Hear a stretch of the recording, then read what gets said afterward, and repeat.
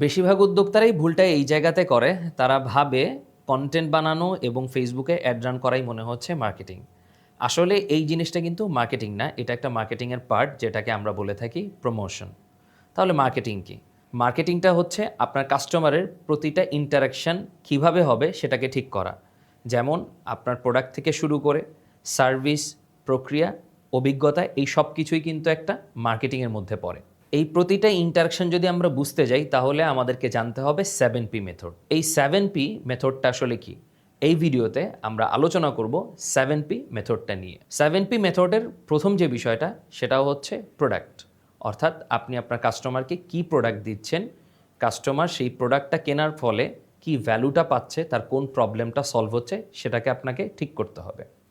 দ্বিতীয় হচ্ছে প্রাইস, আপনি ওই প্রোডাক্টটা যেই দামে বিক্রি করতে চাচ্ছেন সেই দামটা কি ঠিক আছে কিনা এবং কাস্টমার ওই প্রোডাক্টটা ওই দামে কিনবে কিনা সেটা আপনাকে কিন্তু আগে যাচাই বাছাই করে নিতে হবে। এরপরে যে বিষয়টা আসতেছে সেটা হচ্ছে প্লেস, আপনি আসলে পণ্যটা কোথায় বিক্রি করতেছেন, এটা কি শুধুমাত্র ই কমার্স সাইটে, নাকি কোনো শপিং মলে, নাকি আপনার কোনো আউটলেট আছে সেখানে। 4 নাম্বার যে বিষয়টা, যেই বিষয়টা আমরা মূলত বেশি করে থাকি সেটা হচ্ছে প্রমোশন, অর্থাৎ আমরা কিন্তু মনে করতেই থাকি প্রমোশনটাই মনে হয় ফুল মার্কেটিং।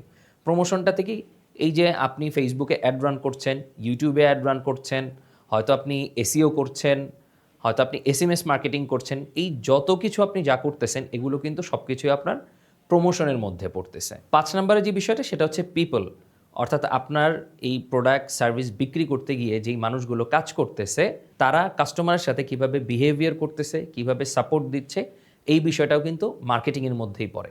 6 নম্বরে যে বিষয়টা নিয়ে কথা বলবো সেটা হচ্ছে প্রসেস। কাস্টমার যখন আপনার থেকে কোনো প্রোডাক্ট কিনতে যাচ্ছে সেই প্রসেসটা কীরকম, আপনি কি খুব ক্রিটিক্যাল করে রাখছেন নাকি খুব সহজেই আপনি প্রোডাক্টটাকে সেল করতে পারছেন কাস্টমারের কাছে।